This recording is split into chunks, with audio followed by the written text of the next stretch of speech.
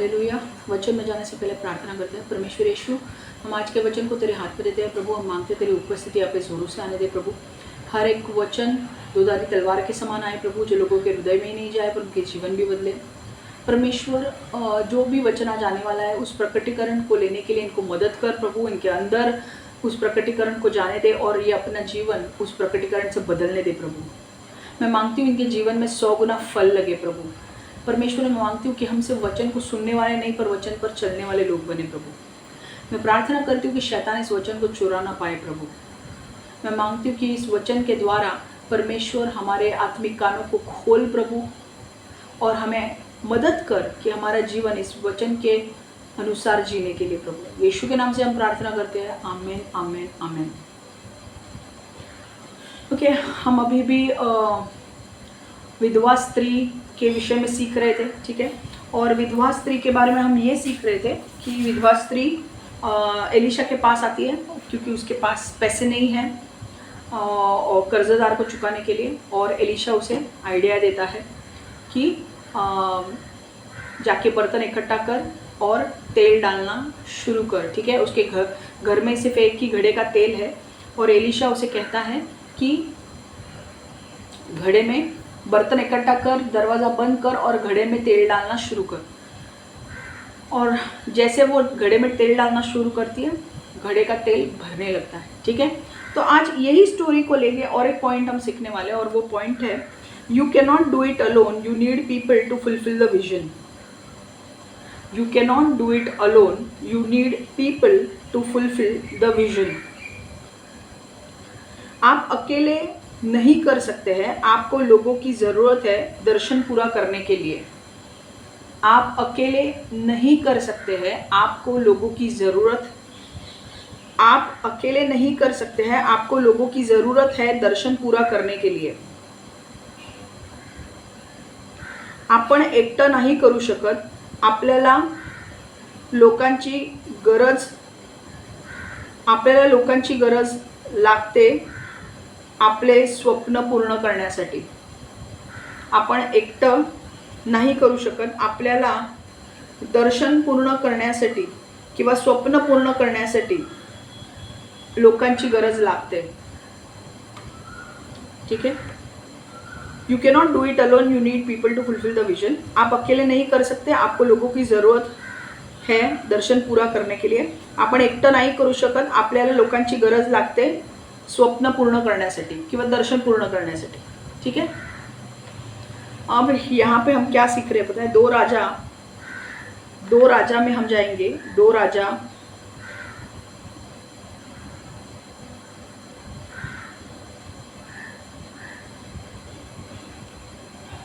4:1-7।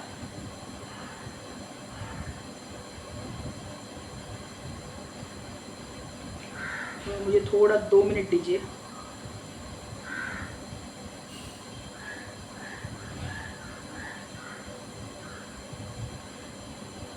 To Kings 4:1-7। Okay, देखो अब मैं पूरा नहीं पढ़ने वाली हूँ, ठीक है। अब हम वहाँ से पढ़ेंगे जहाँ से ज़रूरी है, ठीक है।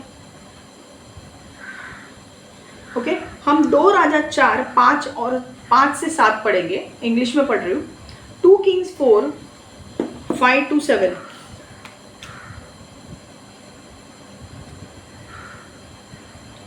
Two Kings 4:5-7. So she went from him and shut the door behind her and her sons, who brought the vessels to her, and she poured it out. Now it came to pass when the vessels were full, when the vessels were full, that she said to her son, "Bring me another vessel." And he said to her, "There is not another vessel." So the oil ceased. Then she came and told the man of God, and he said, "Go sell the oil and pay your debt, and you and your sons live on the rest." Marathi में पढ़ेंगे। 2 राजे 4:5-7। ती त्याच्यापासून गेली आणि आपल्या पुत्रांसह आपल्या घरात जाऊन तिने दार बंद केले। ते तिच्याकडे भांडी आणत ती भांडी ती भरत जाईल। सर्व भांडी भरल्यावर ती आपल्या पुत्रांना म्हणाली, मला आणखी एक भांडे आणून द्या. त्यांनी म्हटले, आता एकही भांडे उरले नाही. तेव्हा तेल वाढायचे थांबले. तिने जाऊन देवाच्या माणसाला हे सांगितले. तो म्हणाला, जा तेल विकून आपल्या कर्ज फेड व जे शिल्लक राहील त्यावर आपला व आपल्या पुत्रांचा निर्वाह कर. आमेन. हिंदी में पढ़ेंगे. 2 राजा 4:5 से 7. अतः वह स्त्री एलिशा के यहाँ से चली गई, अपने घर पहुंची और दरवाजा बंद कर लिया. केवल वह और उसके पुत्र घर में थे. उसके पुत्र कटोरे उसके पास लाए और उसने तेल डाला. उसने बहुत से कटोरे भरे. अंत में उसने अपने पुत्र से कहा, मेरे पास दूसरा कटोरा लाओ. किंतु सभी पहले भर चुके थे. पुत्र में से एक ने उस स्त्री से कहा, अब कोई कटोरा नहीं रह गया है. उस समय घड़े का तेल खत्म हो चुका था. तब वह स्त्री आई और उसने परमेश्वर के जन एलिशा से यह घटना बताई. एलिशा ने उससे कहा, जाओ तेल को बेच दो और अपने कर्ज लौटा दो. जब तुम तेल को बेच चुकोगी और अपना कर्ज लौटा चुकोगी तब तुम्हारा और तुम्हारे पुत्रों का गुजारा बची रकम से होगा. देखो अब होता क्या है, एलिशा उसे कहता है कि बर्तन इकट्ठा कर ले और बाद में दरवाज़ा बंद कर और सिर्फ तू और तेरे बच्चे अंदर रहेंगे और तेरे जो घड़े का तेल है, मतलब तेरे घड़े का तेल इसमें से, सपोजिंग ये अपना टाइम आएगा का बॉटल है, ये इतना घड़ा है, तो इस घड़े का तेल तू बर्तनों में डालना शुरू कर. और जैसे तू डालना शुरू करेंगी अपने आप चमत्कार होगा और वो तेल बढ़ता जाएगा. तो अगर घड़े का तेल इतना ही है और उसके पास 25 बर्तन हैं, तो सारे 25 बर्तन, जैसे वो घड़े का तेल डालने लगी, उसके बच्चे क्या कर रहे थे, उसके बच्चे एक एक बर्तन उसे लाकर दे रहे थे और ये घड़े का तेल डालते जा रही थी. जैसे वो डालते जा रही थी तो तेल अपने आप बढ़ने लगा. ओके, यहाँ पर मिरेकल ऑफ मल्टीप्लिकेशन हुआ, चमत्कार बहुगुणित होने का यहाँ पर हुआ. तेल बहुगुणित हुआ और अपने आप तेल के जितने भी बर्तन थे वो सारे तेल से भर गए. ठीक है. और बाद में वो एलिशा के पास आती है और कहती है, और अभी आखिरी बर्तन उसका बेटा लाता है और वो बर्तन में तेल डालती है और अपने बेटे को बोलते है कि और एक बर्तन लेकर आ. तो उसका बेटा कहता है कि नहीं, अब बर्तन सारे खत्म हो चुके हैं. तब वो कहती है, जैसे वो बोलता है कि बर्तन सब खत्म हो चुके हैं, तब तेल उंडेलना, तेल घड़े में से निकलना बंद हो जाता है. ठीक है. तो वो वापस एलिशा के पास आती है और एलिशा को आके पूछती कि अब मैं क्या करूं. तो एलिशा बोलता है कि जितने भी बर्तन तेल से भरे हैं वो सारा तेल जाके बेच, क्योंकि वो तेल कोई साधारण तेल नहीं था, वो जैतून का तेल था, जिसमें जो बहुत ही महंगा तेल है और it's a commodity of trade, जो हम बेच सकते हैं और पैसा कमा सकते हैं. तो वो जैतून का तेल बेचती है और एलिशा कहता है कि तू जा और ये तेल बेच, उस तेल से जो पैसे आएंगे वो कर्जदार को दे और बाकी के पैसों से अपना गुजारा कर. ठीक है. अब यहाँ पे जो पॉइंट है, है कि आप अकेले नहीं कर सकते हैं, आपको लोगों की ज़रूरत है दर्शन पूरा करने के लिए. अब उसका दर्शन क्या था? उसका दर्शन ये था कि घड़े में तेल डालना है, बर्तन जमा करने हैं और घड़े में तेल डालना है और तेल अपने आप बढ़ेगा. पर वो अकेले घड़े लेकर तेल नहीं उंडेल सकती थी, उसे लोगों की ज़रूरत थी. ठीक है. उसे लोगों की ज़रूरत थी कि तेल भरने के लिए, और उसको तेल भरने के लिए, घड़े में तेल भरने के लिए, अलग अलग बर्तन में तेल भरने के लिए उसकी मदद कौन कर रहा था? उसके अपने बच्चे मदद कर रहे थे. ठीक है. तो कई बार आपको दर्शन पूरा करने के लिए हम अकेले नहीं कर सकते, हमें दर्शन पूरा करने के लिए लोगों की ज़रूरत पड़ती है. यहाँ पर उसने मान लो 30 बर्तन लाए होंगे, तो वो अकेली एक एक बर्तन लेकर नहीं आ रही थी, उसके बच्चे थे. उसने दरवाज़ा बंद कर लिया, उसके बच्चे थे जो उसे एक एक बर्तन लेकर आ रहे थे उसके पास, और वो घड़े का तेल उसमें डाल रहे थे. ठीक है. तो यहाँ पर हम क्या सीखते हैं कि वो दर्शन पूरा होने के लिए, मतलब वो तेल के बर्तन भरने के लिए वो सिर्फ अकेली नहीं कर सकती थी, उसे लोगों की ज़रूरत थी. ठीक है. कई बार परमेश्वर आपको एक बिजनेस का आइडिया दे सकता है, मिनिस्ट्री शुरुआत करने का आइडिया दे सकता है. कई बार आपको बिजनेस, मिनिस्ट्री या कोई स्कूल शुरू करने का आइडिया दे सकता है. अब जो भी आइडिया परमेश्वर दे, वो आइडिया, सपोज स्कूल चालू करने का है या मिनिस्ट्री शुरू करने का है या बिजनेस शुरू करने का है, आप शुरुआत में तो आप अकेले नहीं कर सकते, आपको 2-3 लोग तो शुरुआत में चाहिए ही चाहिए, राइट।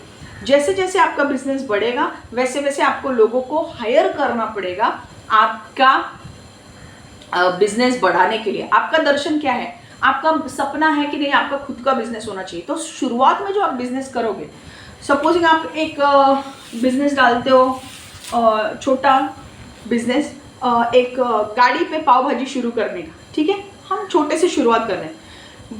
एक गाड़ी लगाते हो आप और उसमें पाव भाजी का धंधा आप शुरू कर दो। तो आपको ऐसा कोई एक कुक चाहिए, ठीक है, जो कुक पाव भाजी बनाएगा। दूसरा कोई आदमी चाहिए जो सर्व करेगा, ठीक है, लोगों को जाके। और तीसरा कोई आदमी चाहिए जो गल्ले पे बैठेगा, ओके। तो आपको एटलीस्ट मिनिमम 2 या 3 लोग तो चाहिए कि आपका वो धंधा शुरू होने के लिए। जब आप देखोगे कि धीरे धीरे आपके पाव भाजी का डिमांड बढ़ रहा है, आपके बिजनेस का डिमांड बढ़ रहा है, तो वहाँ पर लोग इतने आने लगे हैं कि आपके लोग जो है ना वो थक रहे हैं और उनके ऊपर ज़्यादा लोड पड़ने लगा है। तो आपको क्या करना पड़ेगा, फिर और लोगों को लेना पड़ेगा, हायर करना पड़ेगा और लोगों को काम पे रखना पड़ेगा ताकि आप आपका बिजनेस चला सके, राइट। तो हमें भी यहाँ से एक पॉइंट सीखना है कि आप अपना दर्शन अकेले पूरा नहीं कर सकते हो। आपको एक्सपर्ट्स की ज़रूरत है, आपको राइट लोगों की ज़रूरत है और आपको लोगों की ज़रूरत है दर्शन पूरा करने के लिए, ठीक है। जैसे अभी मान लो वो पाव भाजी का बिजनेस अगर बढ़ रहा है, बहुत बढ़ रहा है, तो आप धीरे धीरे क्या करोगे, पाव भाजी, अभी आपको पता है कि म्यूनसिपैलिटी के गाड़ी आती जाती रहती है। अगर म्यूनसिपैलिटी के गाड़ी वालों ने देख लिया तो आपके पाव भाजी का पूरा वो जो वो जो स्टॉल है वो लेकर जाएंगे। तो आप क्या बोलेंगे, अभी लोग इतने बढ़ रहे हैं, तो आप क्या सोचेंगे, आप ये सोचेंगे कि भाई अब मुझे एक गाला लेना चाहिए, उसके अंदर मैं चालू करूं तो लोग अंदर आके बैठ के खाना खा सके, राइट। तो धीरे धीरे आप एक गाला ले लेते हो, जहां पर एक शॉप जैसा एक दुकान ले लेते हो, वहां पर आपका बिजनेस शुरू करते हो और वहां पर उन लोगों को रखते हो। धीरे धीरे वहां पर भी इतना बढ़ता है, आपका डिमांड इतना बढ़ रहा है वो पाव भाजी के धंधे का कि आपको इतना पैसा मिल रहा है। आप अभी बोल रहे हो नहीं अभी ये दुकान में नहीं चलेगा, हमें एक रेस्टोरेंट खोलना पड़ेगा। तो आप क्या करोगे, रेस्टोरेंट के लिए जगह देखोगे, आप इन्वेस्टमेंट करोगे और लोगों को रखोगे, ठीक है। भले ही सिर्फ पाव भाजी बिकती हो पर वो पाव भाजी के लिए लाइन लगती है। तो आप पहले जो 2-3 लोगों के साथ शुरुआत किया था, अब आपके नीचे 15 से 20 लोग हैं जो पाव भाजी बेचते हैं, राइट। तो आपका दर्शन अकेले पूरा नहीं कर सकते। आप अकेले गल्ले पे बैठ सकते हो, बट आदमी कौन जाके देगा, प्लेट कौन जाके देगा उस व्यक्ति को जिसने ऑर्डर किया है। ऑर्डर लेने के लिए भी कोई व्यक्ति चाहिए, ऑर्डर बनाने के लिए भी कोई व्यक्ति चाहिए, पाव भाजी डालने के लिए भी कोई व्यक्ति चाहिए, लेकर जाने के लिए भी कोई व्यक्ति चाहिए, पाव भाजी बनाने के लिए कोई व्यक्ति चाहिए। तो आपका दर्शन जो भी है, आपकी बिजनेस आइडिया जो भी है, आपको लोगों की ज़रूरत है, ठीक है। लोगों के बिना आप आपका दर्शन पूरा नहीं कर सकते। यहाँ पर भी विधवा अकेले वो बर्तन लाकर तेल उंडेल नहीं सकती थी, उसे अपने बच्चों की जरूरत पड़ी, राइट, ओके। परमेश्वर का दर्शन पूरा करने के लिए आपको लोगों की जरूरत पड़ेगी, रिसोर्सेस की जरूरत पड़ेगी, ओके। टैलेंट ऐसे लोगों की जरूरत पड़ेगी जिनके पास टैलेंट है। अभी पाव भाजी का धंधा खोलने के लिए आप ऐसे किसी को पाव भाजी बनाने के लिए नहीं बोल सकते कि भाई तू पाव भाजी बना, नहीं। आपको किसी ऐसे व्यक्ति की जरूरत है जो पाव भाजी बहुत अच्छा बनाता है। तो जो कुक है जो पाव भाजी बनाता है वो उसको आपको ढूंढना पड़ेगा। वो बोलेगा कि हाँ मैं बहुत पाव भाजी अच्छी बनाता हूँ, तो आप उसको बोलेंगे कि थोड़ा पाव भाजी बना के मेरे को टेस्ट करने को दे। जब आप टेस्ट करेंगे और आप चखेंगे, आप बोलेंगे हाँ ये बहुत अच्छा बनाता है, चलो इसको रखते हैं, राइट। आप किसी को भी फ्राइड राइस करने वाले को पाव भाजी बनाने के लिए नहीं दोगे, राइट।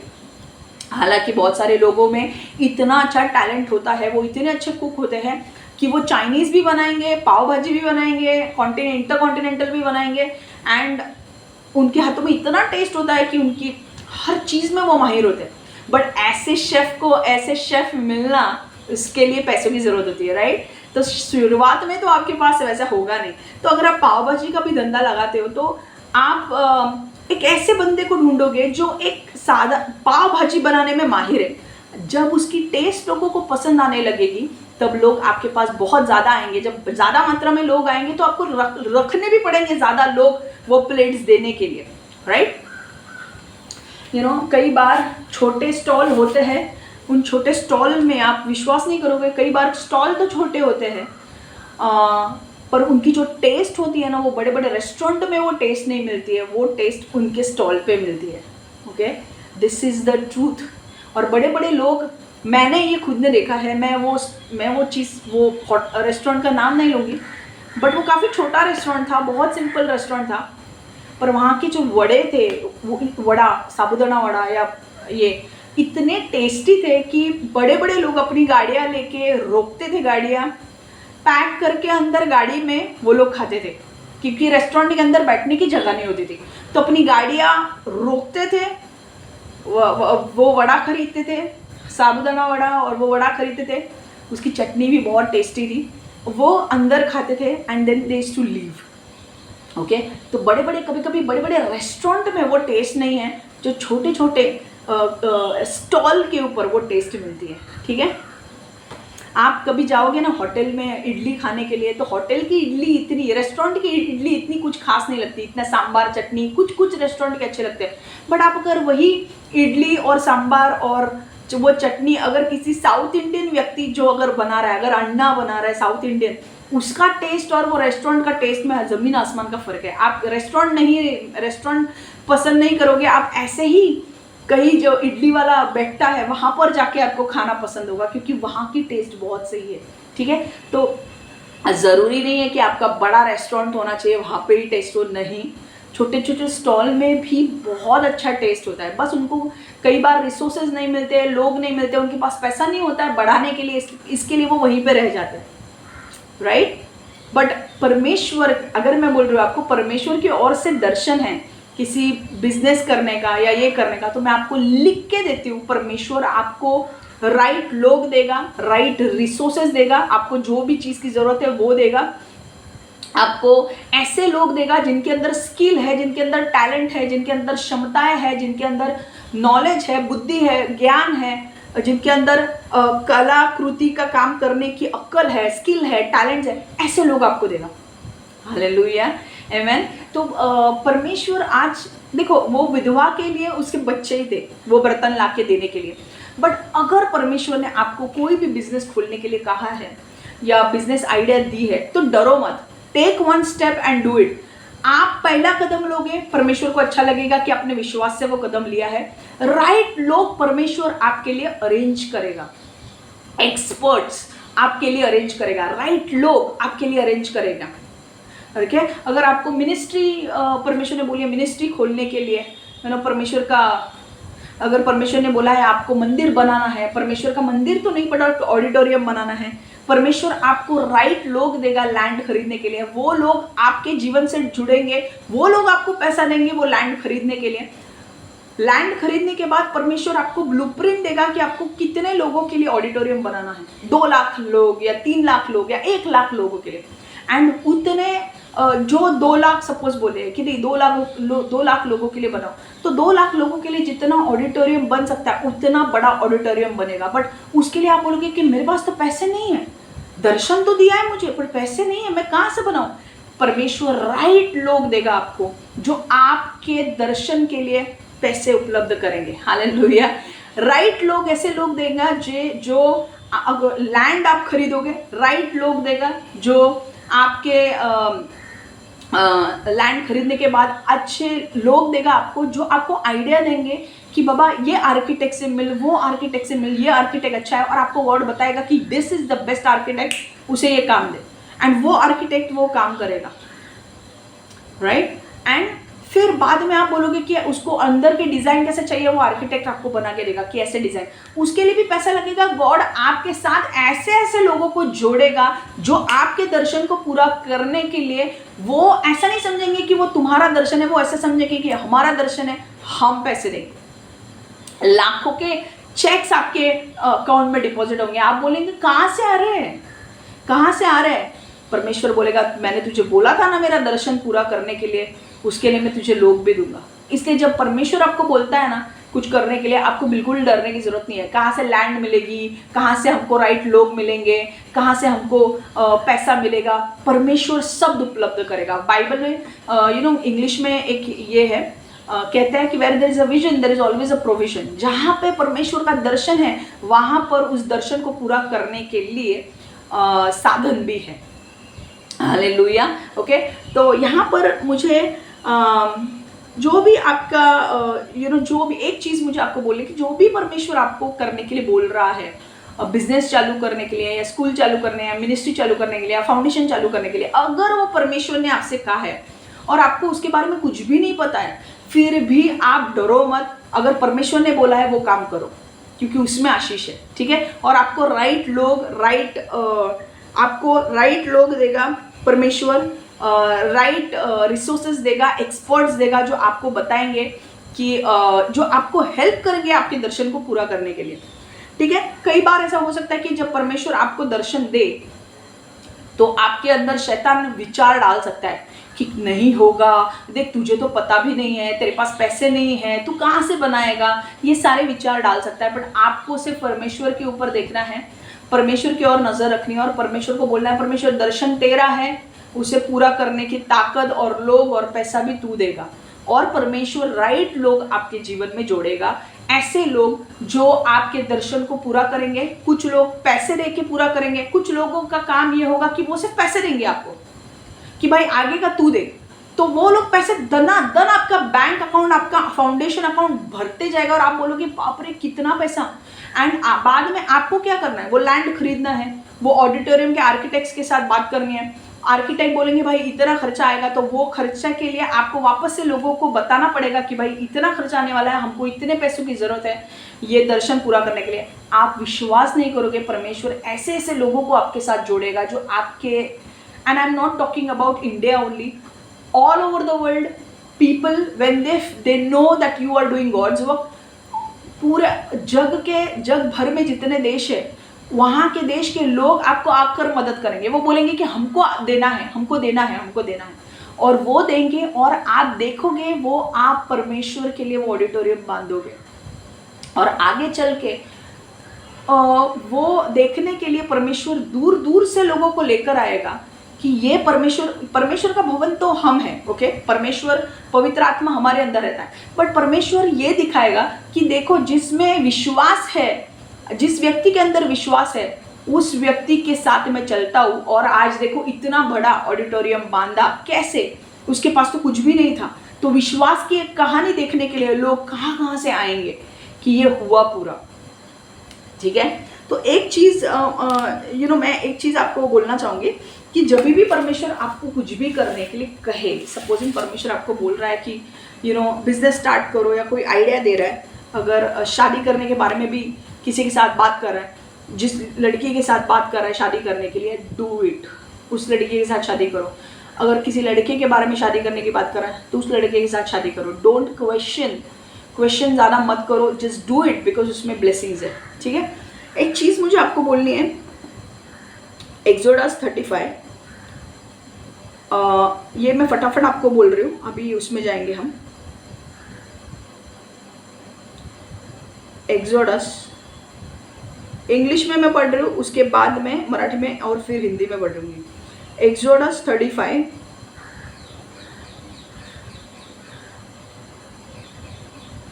26-27।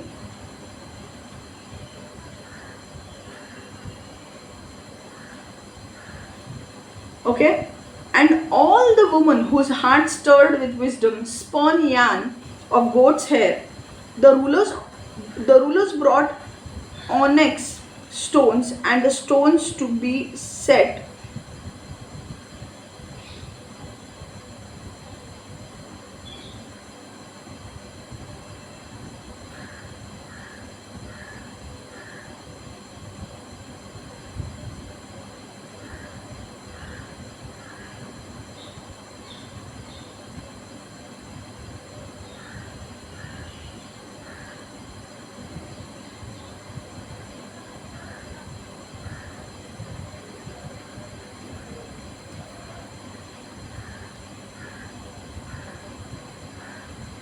ओके 25 से sorry, exodus 35 25 to 26.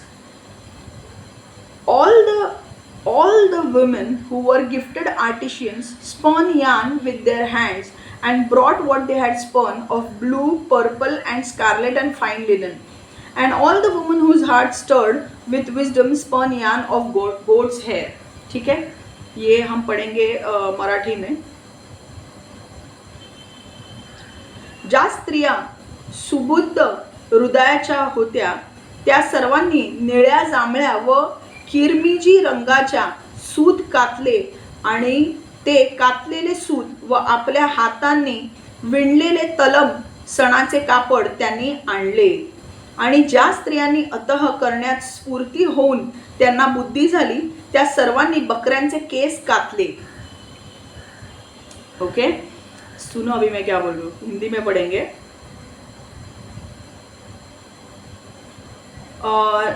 Sorry, I am really very sorry, 2 minute दो मुझे. मराठी में निर्गम 35 25 ते 25-26.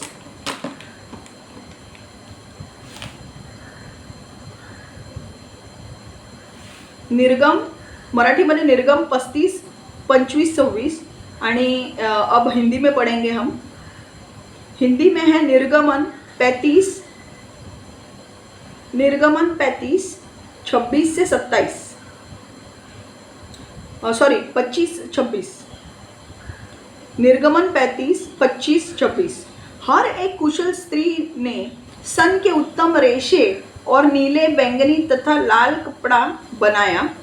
उन सभी स्त्रियों ने जो कुशल थी और हाथ बटाना चाहती थी उन्होंने बकरी के बालों से कपड़ा बनाया. हालेलुया. ओके, आपको अभी कुछ समझ में नहीं आ रहा है, मैं आपको बता रही हूँ. ओके, ये एक ओके और एक वचन हम पढ़ेंगे, फिर साथ में वो वचन का मैं मीनिंग बताऊंगी. ठीक है, और एक वचन हम पढ़ लेते हैं. निर्गमन 35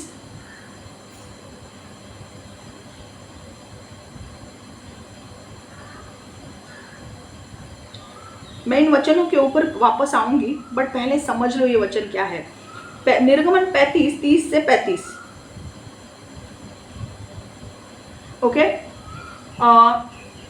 एक्सोडस 35 30 to 35 में पढ़ रही हूँ.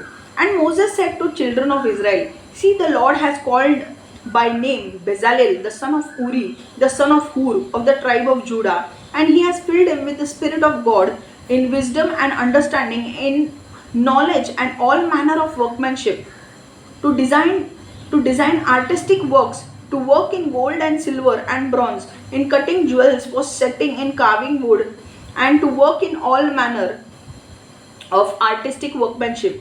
And he has put in his heart the ability to teach in him and Oholiab, the son of Ahishamach of the tribe of Dan. He has filled them with skill to do all manner of work of the engraver and the designer and the tapestry maker in blue, purple and scarlet thread and fine linen of the weaver, those who do every work and those who design artistic work. Okay,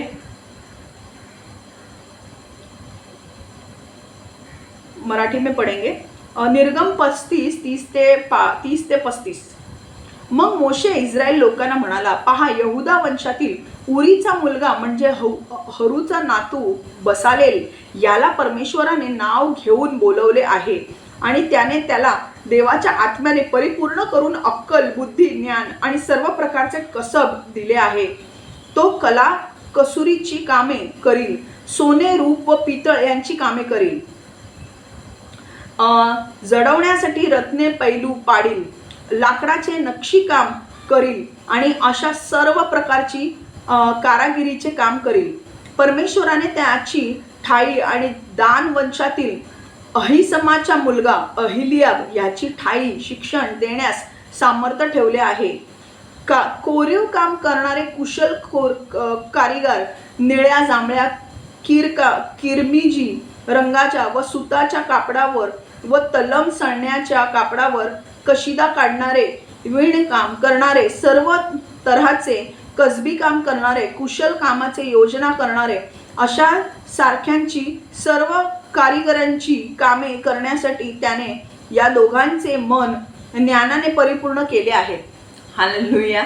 okay okay. अब आपको कुछ समझ में नहीं आ रहा होगा कि भाई ये वचन में क्या पढ़ रही हूँ. ठीक है, ओके सुनो. अब स्टोरी है, अब हम स्टोरी में जाने वाले हैं. ठीक है, अब थोड़ा सा डिटेल में जाने वाले हैं. प्लीज समझना क्या है. मैं थोड़ा बड़ा होगा तो समझने की कोशिश करना.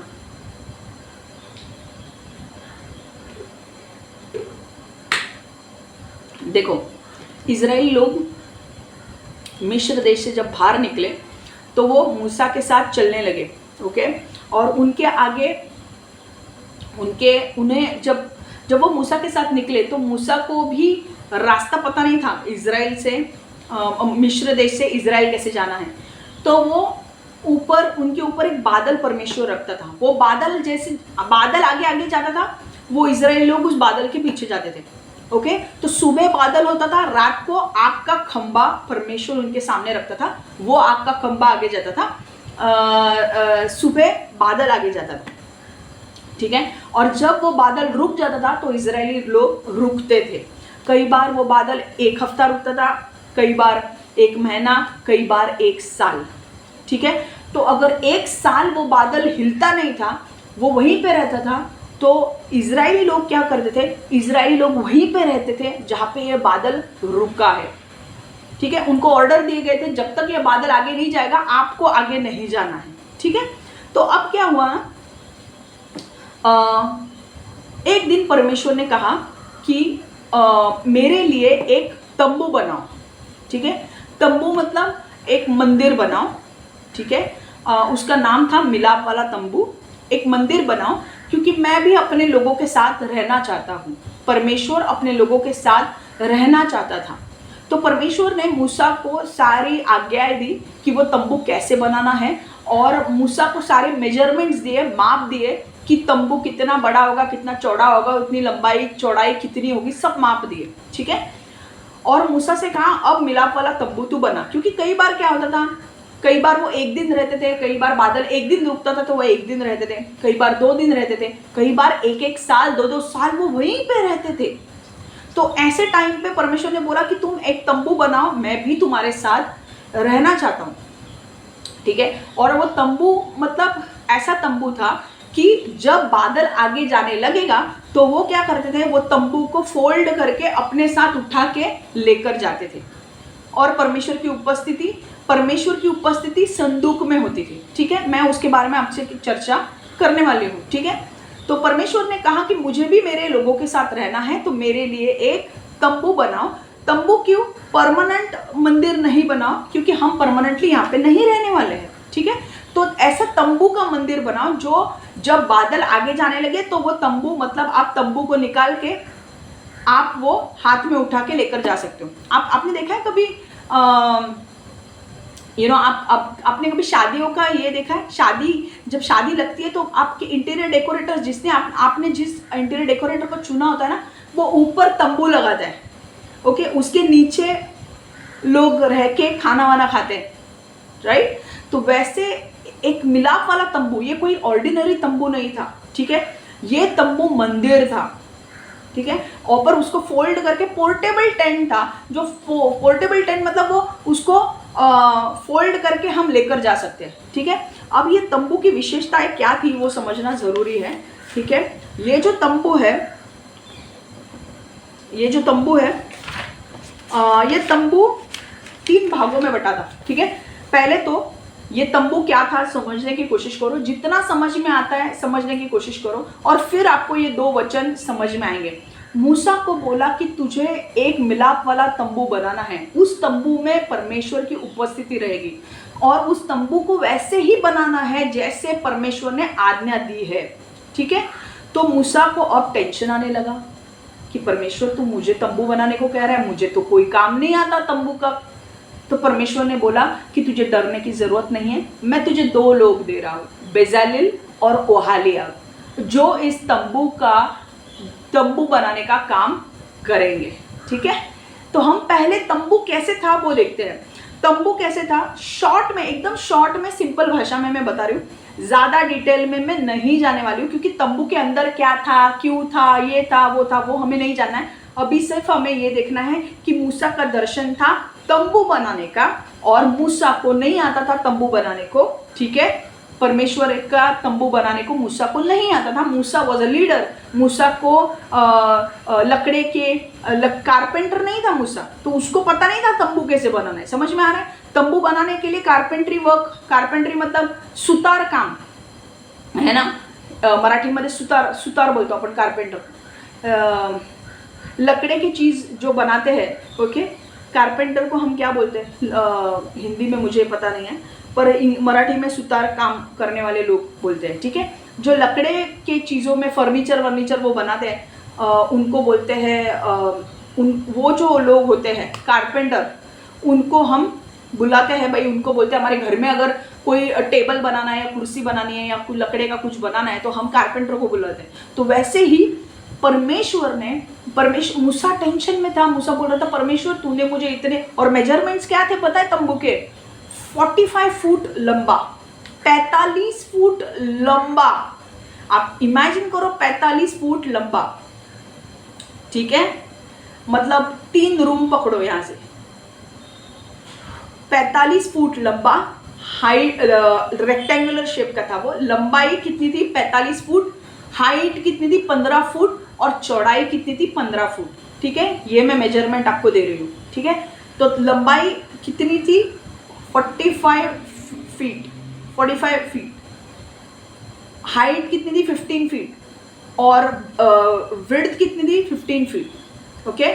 तो चौड़ाई, लंबाई जो थी 45 फुट, लंबाई 15 फुट और चौड़ाई 15 फुट।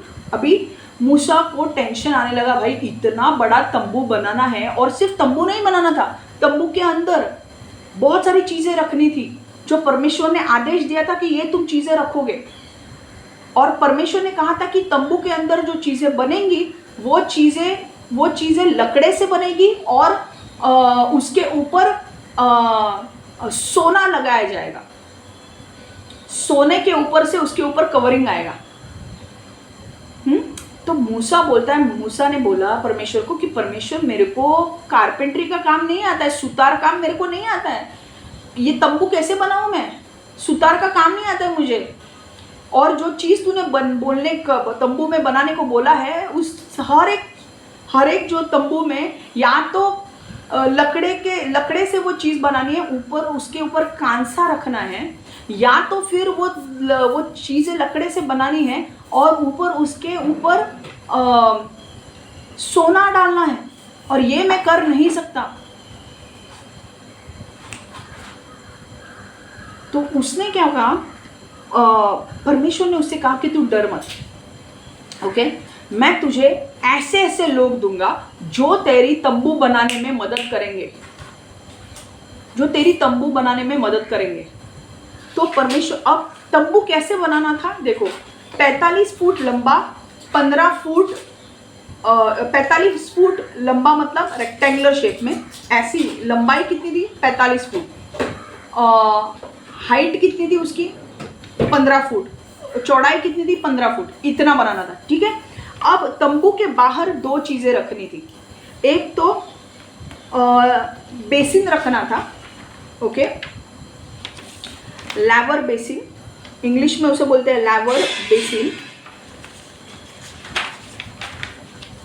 ओके, ठीक है। अब मैं ना तंबू का जो ये है वो एक एक मैं बताती हूँ। तंबू कैसा था, 45 फुट लंबा, 15 फुट लंबाई उसकी, और चौड़ाई 15 फुट, और ये इतना लंबा कैसे होगा 45 फुट।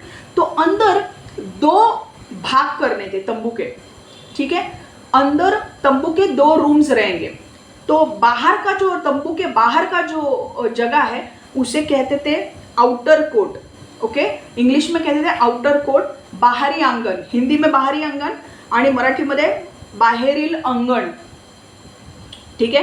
अब ये जो एरिया था, मतलब तंबू के बाहर का एरिया, ये जो एरिया था वो लोगों के लिए था। लोगों को जब पाप करते थे और उनको कोई बलि देनी होती थी, पाप अगर उन्होंने किया और अगर उन्हें कोई बलि देनी है अपने पापों से मुक्ति पाने के लिए, तो वो बाहरी एरिया में आकर वहाँ पर अपने साथ जानवरों को लेकर आते थे।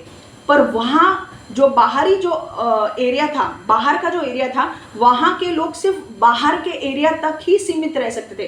तो वहाँ पर क्या था, दो चीज़ें थी। बाहर लोग जब जानवर लेकर आते थे तो वहाँ पर दो चीज़ें होती थी। एक तो ब्रॉन्ज लेवर बेसिन, इंग्लिश में ब्रॉन्ज लेवर बेसिन, हिंदी में कंसे का पात्र, ठीक है, और मराठीमध्ये पितळाचे गंगाळ, मराठी में पितळाचे गंगाळ मतलब क्या होता था, वो एक बेसिन। हमारे घर पे कैसे बेसिन होता है, नल छोड़ के पानी इसमें होता है, वहाँ पे नल वल नहीं था, वहाँ पे बेसिन जैसा ये रखा था जिसमें पानी होता था, ठीक है। और वो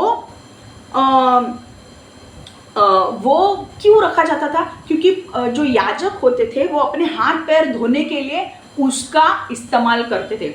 जब भी वो जानवर की बलि, जब भी वो व्यक्ति आता था बलि लेकर, तो उस बलि को काटने के पहले वो जो याजक होता था वो अपने हाथ पैर धोता था। तो उस बेसिन से वो अपने हाथ पैर, बेसिन से वो पानी लेकर अपने हाथ पैर धोता था, ठीक है। दूसरी चीज तंबू के बाहर थी, वो थी ब्रॉन्ज ऑल्टर, इंग्लिश में ब्रॉन्ज ऑल्टर, ओके, और हिंदी में कंसे की वेदी, मराठी में कांस्य वेदी, मराठीमध्ये कांस्य वेदी, पितळाची वेदी, ठीक है।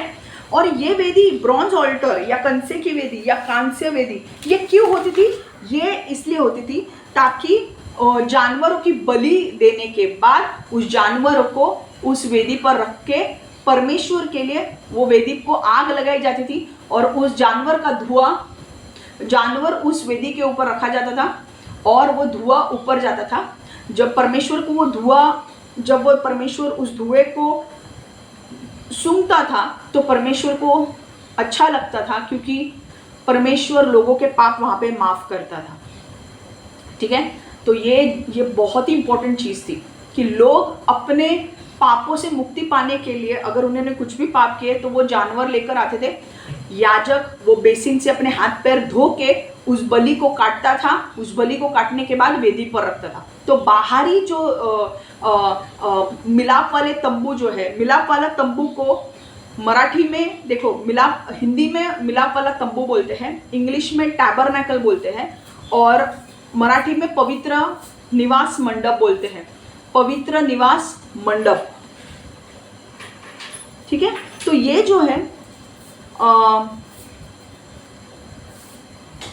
मिलाप वाले तंबू,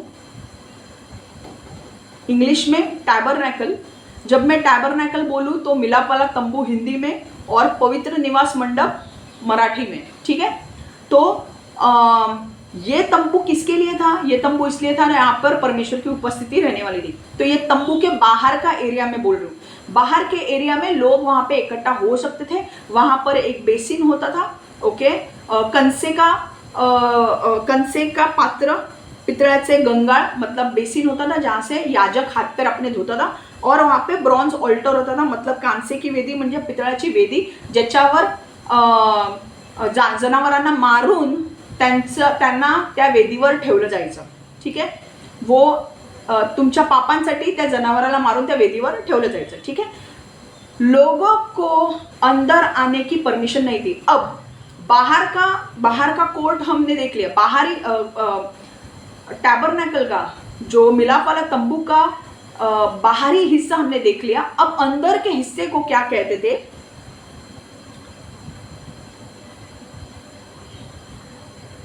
ओके, अंदर के हिस्से को क्या कहते थे, पवित्र स्थान, ठीक है, ठीक है।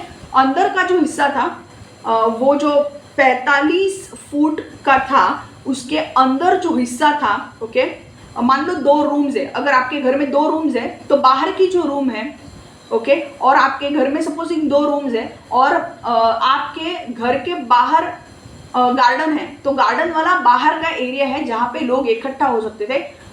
अंदर वाला जो हॉल है, आप हॉल समझ के आप विचार करो इसको, उसे कहा जाता था होली प्लेस, वो तंबू के अंदर वाला एरिया जो था उसे कहा जाता था इंग्लिश में होली प्लेस, पवित्र स्थान, मराठीमध्ये पण पवित्र स्थान, ठीक है। और वो जो रूम था, ओके, उस रूम को अभी हमारे यहाँ पे कैसे दरवाज़ा है, ठीक है, दरवाजे के बाहर गार्डन अगर है तो हम क्या करते हैं कि हॉल में दरवाज़ा लगा लेते हैं, ठीक है। दरवाज़ा लगाने के बाद बाहर का आदमी कोई अंदर नहीं आ सकता, राइट। वैसे ही उस टाइम पे अगर किसी व्यक्ति को अंदर आने से रोकना है तो वहाँ पर एक जाड़ा पर्दा लगाया जाता था, ओके, जाड़ा पर्दा लगाया जाता था ताकि कोई भी व्यक्ति उस पर्दे के अंदर ना आ सके। क्यों? क्योंकि यहाँ पे जो 2 रूम्स थे ना, ये अंदर की जो रूम थी इसे कहा था पवित्र स्थान, और एक अंदर की जो रूम थी, मैंने कहा ना, आप ऐसा इमेजिन करो कि 2 रूम्स है आपके, बेडरूम, हॉल और बाहर का गार्डन, ठीक है। गार्डन जहाँ पे सब लोग आ सकते हैं, वहाँ पे एक बेसिन रखा है और वहाँ पे वेदी रखी है। और हॉल जो है, हॉल में हमने क्या रखा है, दरवाज़ा रखा है। दरवाजे के बदले वहाँ पे क्या होता था, जाड़ा पर्दा लगाया होता था। वो पर्दा 4 या 5 फुट का पर्दा होता था और वो कैसे कपड़े से, मतलब वो पर्दा जो बनाया था, वो पर्दा कोई आम कपड़े से नहीं बनाया था, वो फाइन लिनन, पर्पल या जो स्कारलेट यान्स जो थे ना, उससे बनाया था। मैं अभी जो हमने पहला वचन जो पढ़ा, जो औरतें बना रही थी, वो जो बना रही थी वो पर्दा बना रही थी। बकरी के बाल का भी कपड़ा बना रहे थे वो लोग। पर्पल यान, अगर आप हम वापस वो वचन पढ़ेंगे, पर यहाँ पे सिर्फ ये पढ़ो कि यहाँ पे पर्दा लगा हुआ था, ठीक है। इस पर्दे के अंदर कोई नहीं आ सकता था। ये जो पवित्र स्थान था, ये पवित्र स्थान सिर्फ याजक लोगों के लिए था। यहाँ पे महायाजक और सिर्फ याजक आ सकते हैं, प्रीस्ट एंड हाई प्रीस्ट आ सकता है, ठीक है। यहाँ पे 3 चीजें रखी होती थी। 3 चीजें क्या रखी होती थी? 3 चीजें ये थी, एक गोल्डन लैम्पस्टैंड था, इसको मेनोरा कहते हैं। अगर आपको पता नहीं है, आप टाइप कर सकते हो गूगल में जाके मेनोरा, MENORAH, ठीक है। गोल्डन लैम्पस्टैंड, मेनोरा, ये टाइप करो, आपको दिख जाएगा कि कैसे गोल्डन लैम्पस्टैंड था, ओके। उसको हिंदी में बोलते हैं दीपधर, मराठी में भी दीपधर बोलते हैं, ठीक है। एक ऐसा लैम्पस्टैंड जिसके एक ऐसा स्टैंड था जिसके ऊपर 12 दिए थे, ओके, और उन दियों को लगाने के लिए तेल डालना पड़ता था, ठीक है। तो ऐसा लैम्पस्टैंड उस रूम में था, पवित्र स्थान में था। फिर table of show bread, table of show bread मतलब भेंट की रोटियों की मेज, ओके। हिंदी में जब आप बाइबल में पढ़ोगे तो वहां पे लिखा है हिंदी में भेंट की रोटियों की मेज, भाकरी सठी मेज, मराठी में भाकरी सठी मेज, ठीक है। अब उस टेबल पे क्या रखा जाता था? 12 रोटियां रखी जाती थी, 12 रोटियां रखी जाती थी। और या मराठी में 12 भाकरी रखी जाती थी। क्यों 12 भाकरी या 12 रोटी? क्योंकि 12 इज़राइल के 12 गोत्र थे, उनको संबोधित करके 12 रोटियां या 12 भाकरी रखी जाती थी, ठीक है। हर एक इज़राइल का गोत्र, वहाँ का वो 12 भाकरी उसका प्रतीक था। समझ में आ रहा है? सिंबल था, ठीक है। तो परमेश्वर के सामने इज़राइल के 12 जो गोत्र थे, वो परमेश्वर के सामने 12 रोटी के हिसाब से रखे गए थे, ठीक है। अब तीसरा, ऑल्टर ऑफ इंसेंस। अब आपको समझ में नहीं आ रहा है कि भाई ये क्यों बोल रहे हो, क्या बोल रहे हो? 2 मिनट दो मुझे, मैं पूरा समझाती हूँ क्या हो रहा है। Alter of incense, alter of incense था, वो क्या था? धूप की वेदी, ओके। वहां पे उस रूम में, पवित्र स्थान में धूप, जैसे हम धूप जलाते हैं वैसे धूप की वेदी रखी जाती थी। और धूप की वेदी, धूपाची वेदी म्हणतो किंवा धूप की वेदी या ऑल्टर ऑफ इंसेंस, उसके अंदर धूप डाला जाता था ताकि धूप अंदर के रूम में जा सके। अंदर की रूम, अब बाहर की रूम तो कंप्लीट हो गई, ओके। बाहर का आंगन कंप्लीट हो गया हमारा, ठीक है। गार्डन एरिया कंप्लीट हो गया, आंगन कंप्लीट हो गया।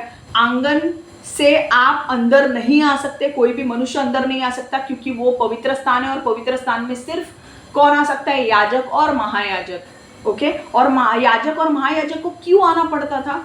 क्योंकि उनको वहाँ पे जो लाइट रखा गया था, लैम्प स्टैंड रखा गया था, लैम्प स्टैंड जो रखा गया था, जो दीपदार रखा गया था, वहाँ पे उनकी जिम्मेदारी होती थी कि उसका तेल कभी ख़त्म नहीं होना चाहिए। रात भर पूरा 24 घंटे 24/7 हमेशा उसमें लाइट रहना ही चाहिए। तो ये याजकों का काम था कि अंदर जाकर उसमें तेल डाल के उस लाइट को बढ़ाते रहो, राइट। अगर वो तेल, अगर हमने दिया रखा है, दिया का तेल खत्म हो गया तो दिया बुझ जाएगा, और ये बुझाना नहीं था। इसलिए हर याजक का काम क्या था कि उस दिए में तेल डालते रहो, ठीक है।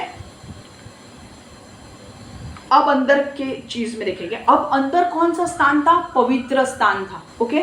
मैं ये इसलिए बोल रही हूँ क्योंकि आगे चल के कभी ना कभी जब आप बाइबल पढ़ोगे तो आपको ये चीज काम में आने वाली है, ठीक है। अब अंदर की रूम जो थी वो मोस्ट, उसको बोलते the most holy place, okay, the most holy place. क्यों द मोस्ट होली प्लेस? मतलब अति पवित्र स्थान, ओके, अति पवित्र स्थान, ओके।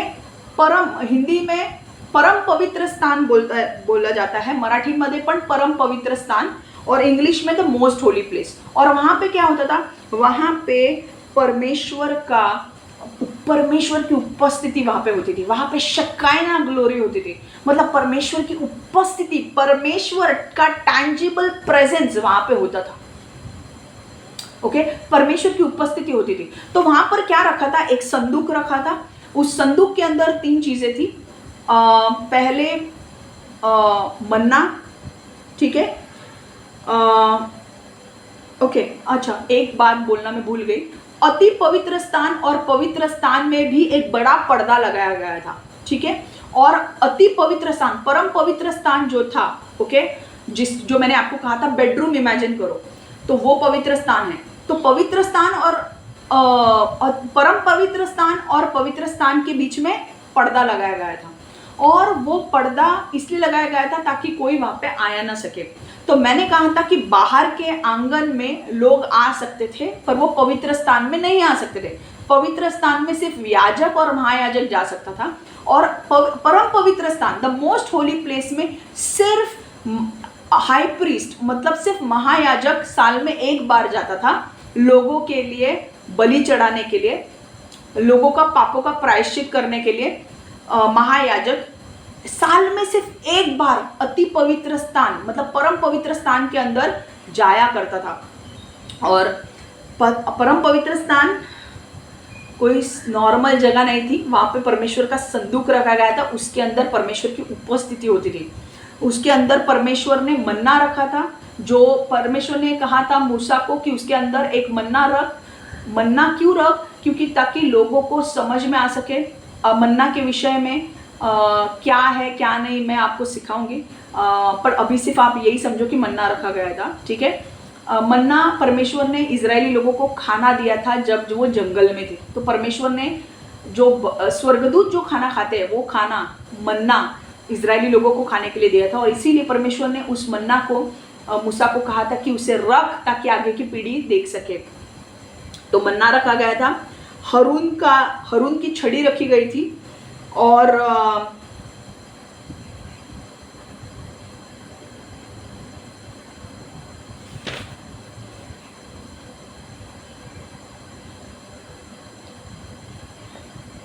और 10 आज्ञा जो परमेश्वर ने दी थी, वो 10 आज्ञा दो पत्थरों पे परमेश्वर ने 10 आज्ञा लिख के दी थी। वो 10 आज्ञा को भी, वो पत्थर भी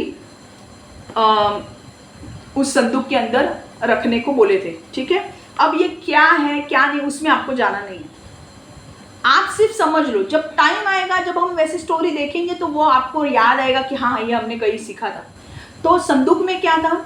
जो परमेश्वर ने 10 आज्ञा दी थी मूसा को 40 दिन पर्वत पे बुलाकर, 40 दिन पर्वत पे बुलाकर परमेश्वर ने उसे सारा नियम सिखाया और 10 आज्ञा दी थी। जो 10 आज्ञा जो टैबलेट ऑफ स्टोन जो पत्थर पे लिख के दी थी ना, वो पत्थर उस संदूक में डालने के लिए बोले थे। जो मन्ना खाने को उनको दिया था, 40 साल तक इजरायली लोगों को मन्ना खाने के लिए दिया था, वो रखा था। एंड अंदर हरून जो मूसा का भाई है, उसकी छड़ी रखी थी। अब वो छड़ी क्या है क्या नहीं उससे आपको मतलब नहीं है, वो जब टाइम आएगा तो आपको समझ में आएगा, ठीक है। बट वहां पर परमेश्वर की उपस्थिति होती थी। वो संदूक के ऊपर 2 स्वर्गदूत बनाए गए थे, ठीक है, और उसके बीच में मर्सी सीट थी। मर्सी सीट मतलब वहां पर परमेश्वर की उपस्थिति होती थी।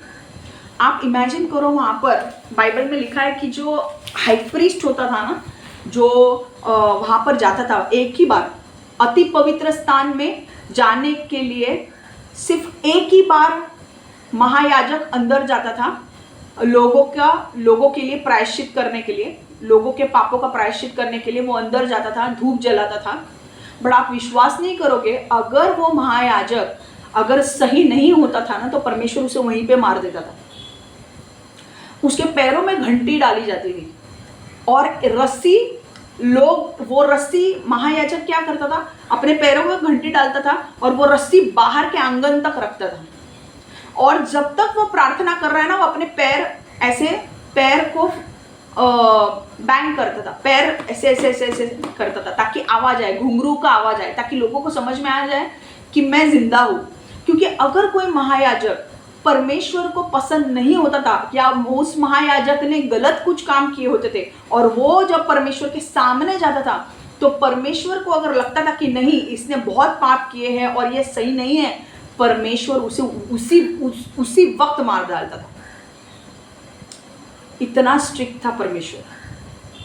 और लोग अंदर जा नहीं सकते थे, क्योंकि अगर लोग अंदर गए परम पवित्र स्थान में तो वहां पर लोग भी मर सकते हैं। इसलिए लोग क्या करते थे, अगर कोई याजक मर जाए तो लोग उसको खींच के, लोग आवाज सुनते थे, घंटियों की आवाज आ रही है कि नहीं, मतलब वो अभी जिंदा है। अगर वो मर जाता था तो क्या होता था, अगर वो मर गया, घंटियों की आवाज नहीं आ रही है तो लोग उसे बाहर तक खींचते थे, आंगन के एरिया तक खींच के बाहर उसकी बॉडी लाते थे। अंदर जाना अलाउड नहीं था। इसलिए समझ में आ रहा है, दिस लेवल, ये लेवल का प्रेजेंस था गॉड का, ठीक है। तो अब यहाँ पे क्या था, देखो ये जो अब मैंने जो कहा ना कि आंगन में 2 चीजें रखी गई थी। आंगन में क्या क्या रखा गया था, आंगन में लेवर बेसिन और ऑल्टर ऑफ सैक्रिफाइस, मतलब आंगन में कंसे का पात्र, पितळाचे गांगल, ब्रॉन्ज लेवर, ठीक है, बेसिन रखा था जो कंसे का पात्र है, पितळाचे गंगाळ। तो वो जो था ना, ये मैंने कहा था ये बेसिन इसलिए रखा था ताकि याजक क्या करते थे, अपने हाथ, पानी उसमें रख के अपने हाथ पैर धोते थे। बट ये किससे बना हुआ था, ये जो बनाया हुआ था ना ये बेसिन, ये बनाना कैसे था, ये लकड़े से, बबूल के लकड़े से बनाना था, भाबळच्या लाकडांपासून बनवायचं होतं। और उसके ऊपर, वो बेसिन के ऊपर कंसे से उसे ढकना था, मतलब पितळाने त्याला झाकायचं होतं त्या बेसिनला। समझ में आ रहा है। तो वो बेसिन कैसे बनाना था, बेसिन ऐसे नहीं भाई रख के लकड़े का बनाना था, बट लकड़े के ऊपर, पहले तो वो बेसिन जैसे एक पॉट जैसे बनाना था, वो लकड़े से बनाना था और उसके ऊपर वो कंसे से उसे ढकना था, मतलब पितळाने त्याला झाकायचं होतं, ठीक है। दूसरा, बाहर ब्रॉन्ज ऑल्टर था, ओके। ब्रॉन्ज ऑल्टर मतलब कंसे की वेदी, मैंने बोला था बाहर क्या रखा था, कंसे की वेदी, कंस्याची वेदी का, तर लोग जब ये काटते थे, जानवर को काटते थे तो उस वेदी के ऊपर उनको डाला जाता था। तो वो वेदी कैसे बनाई थी उन्होंने, कंसे की वेदी भी,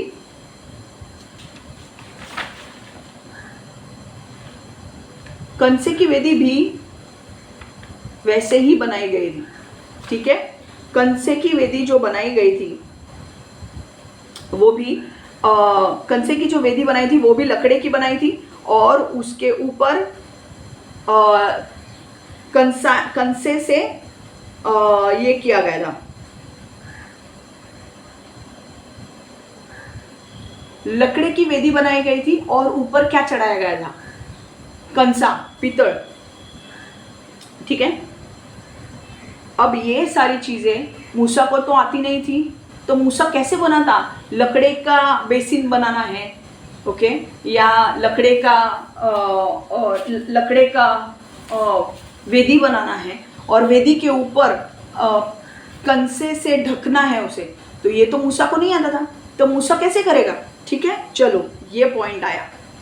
फिर दूसरी चीज मैंने कहा, बाहरी आंगन से लेकर बीच में अति पवित्र स्थान के बीच में, सॉरी पवित्र स्थान और बाहरी आंगन के बीच में हमारे यहाँ पे अगर बेडरूम हॉल को अगर हम लेते हैं तो हॉल के बाहर का जो गार्डन है, हम क्या करते हैं, हमारे यहाँ पे दरवाज़ा होता है सेपरेट करने के लिए, वहाँ पे पर्दा लगाया था ताकि कोई आ नहीं सके, और वो पर्दा बहुत थिक था, तो वो पर्दा बनाना था उनको। ठीक है, अब पर्दा कैसे, पर्दा ऐसे ही थोड़ी बनता है, पर्दे के लिए भी परमेश्वर ने ग्रीन पर्पल लिनन यान गोट्स हेयर, मतलब बकरे के बालों से पर्पल लिनन मतलब सॉफ्ट कपड़ा एक होता था जिसे पर्पल लिनन कहा जाता था, जांभळ्या कलरचा कपड़ा, उसे वो कहा जाता था, उसे वो चाहिए था उनको, बकरे के बाल चाहिए थे वो पर्दा बनाने के लिए। एंड स्कारलेट यान मतलब अलग अलग तरीके से अलग अलग कपड़े उनको चाहिए थे वो पर्दा बनाने के लिए, और वो पर्दा वहाँ पे बनाया था। वो पर्दा मूसा को नहीं आता था बनाने के लिए, समझ में आ रहा है? अंदर की चीजें देखो, अति परम पवित्र पवित्र स्थान मतलब होली प्लेस में 3 चीजें मैंने बोली थी। ठीक है, 3 चीजें मैंने क्या बोली थी? गोल्डन लैम्पस्टैंड, गोल्डन लैम्पस्टैंड मतलब मैंने बोला था दीपदार जो लाइट देगा। ठीक है, वो पूरा का पूरा गोल्ड का बनाना था, और सिर्फ गोल्ड नहीं बनाना था। ठीक है, वो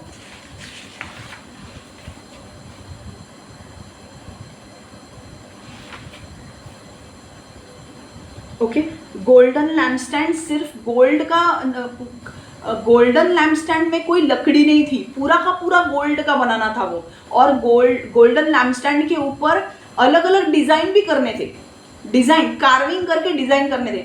मूसा को ये सब काम नहीं आता था। ठीक है, कौन से डिजाइन उस पे होते थे?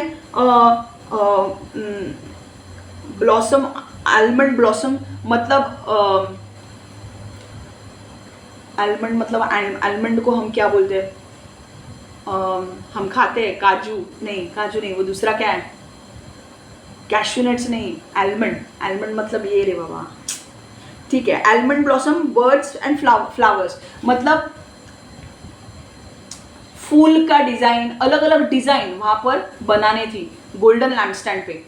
कोरीव काम मूसाला येत नव्हतं, ये काम मूसा को नहीं आता था। ठीक है, गोल्डन लैम्पस्टैंड कैसे बनाना था? पूरा का पूरा गोल्ड से। ठीक है, उसमें कोई वुड नहीं था। दूसरा क्या था? Table of show bread. Table of show bread कैसे बनाना था? टेबल ऑफ शो ब्रेड ना लकड़े का बनाना था, मेज वो टेबल लकड़े का बनाना था, बट ऊपर से क्या डालना था उसके ऊपर? पूरा गोल्ड से उसको पूरा गोल्ड से कवर करना था वो टेबल को, मतलब टेबल बनेगा लकड़े का बट उसके ऊपर पूरा गोल्ड डालना था, हीरे जवाहरात उसके अंदर जड़ने थे। तो ये काम मूसा को नहीं आता था। ठीक है, तीसरा ऑल्टर ऑफ इंसेंस।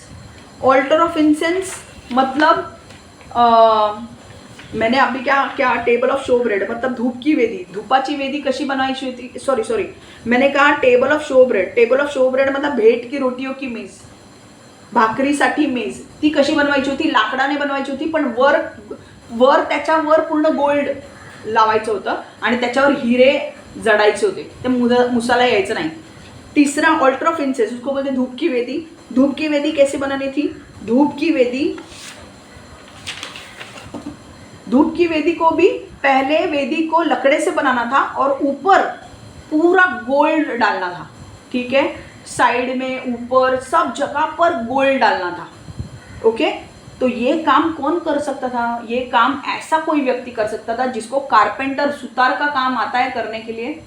ओके, जो लकड़े के काम में माहिर है, और ऐसा जो कान से जो गोल्ड सिल्वर और ब्रॉन्ज में काम कर सकता है, जो सोना चांदी और कांसे के इसमें काम कर सकता है और उनको ऊपर लगा सकता है, ऐसे लोग चाहिए थे। और एक बंदा चाहिए था कोरीव काम करने के लिए। कोरीव मतलब स्कल्पचर, कार्विंग करने के लिए। ओके, गोल्ड का लैंडस्टैंड जो था उसके अंदर डिजाइन करने के लिए एक व्यक्ति चाहिए था। तो ये सारे चीजें आ रही थी क्या मूसा को? नहीं, पर मूसा ने इतना बड़ा, परमेश्वर ने मूसा को इतना बड़ा काम करने को बोला था। ठीक है, अब ठीक है, ये तो मूसा देख के इतना डर गया होगा कि मैं ये कैसे करूँ कैसे करूँ। सुनो, अब देखो, अब जैसे जैसे आगे बढ़ रहे हैं आपको मजा आएगा। Holy place, okay, holy place में मैंने क्या बोला था? Arc of covenant. Arc of covenant को हम बोलेंगे, सॉरी,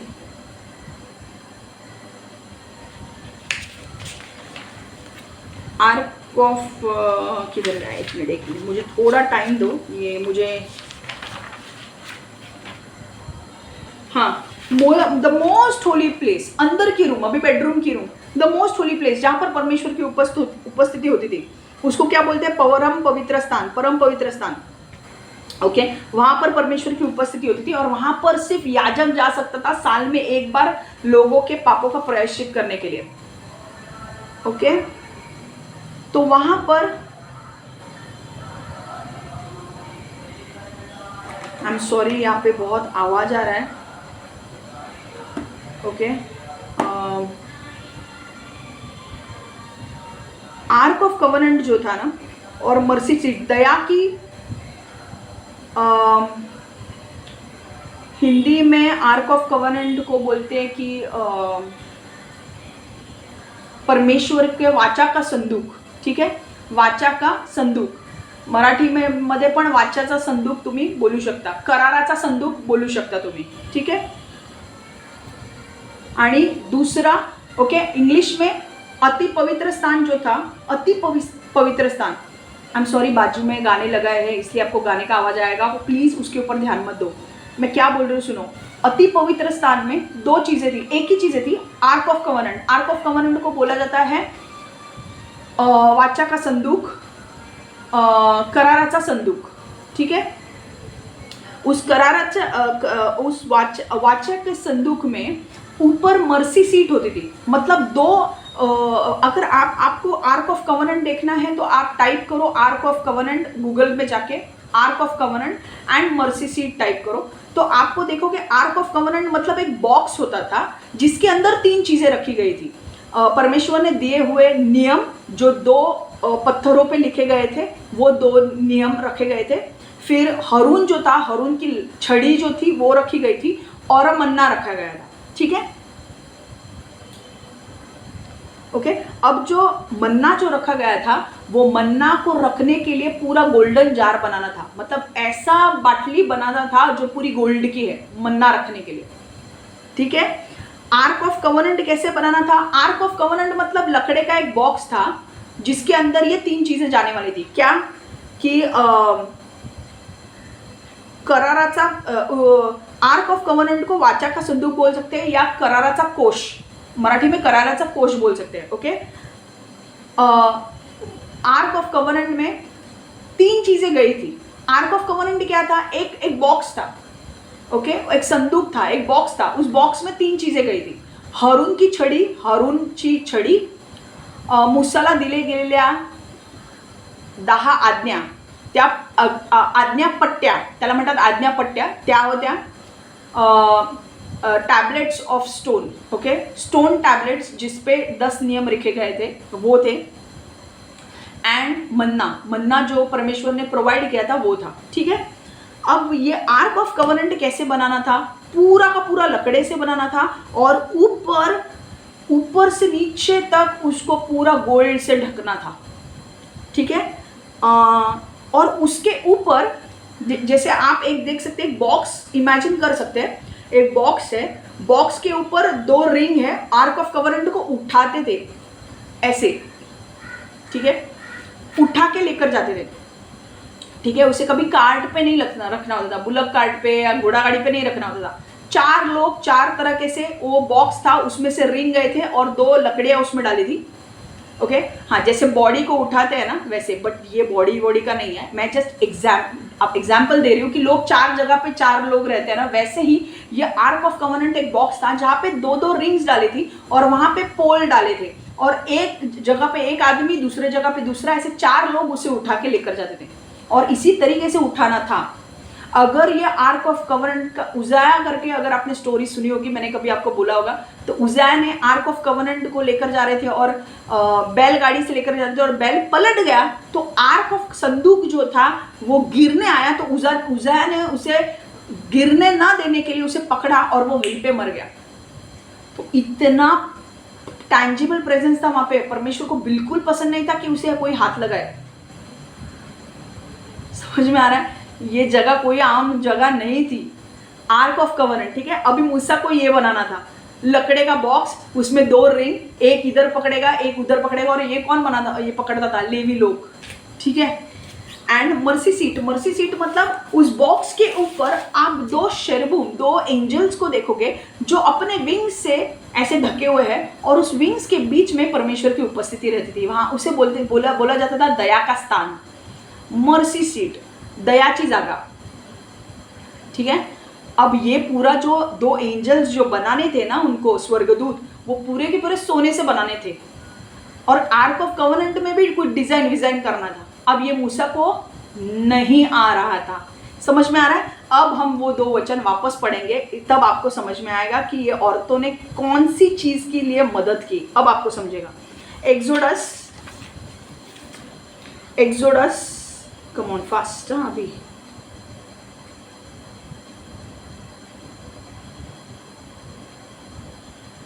निर्गम 25 से 26, ओके। ज्या स्त्रिया, सॉरी, ओके, मराठी में पढ़ रही हूँ, फिर इंग्लिश में पढ़ूंगी।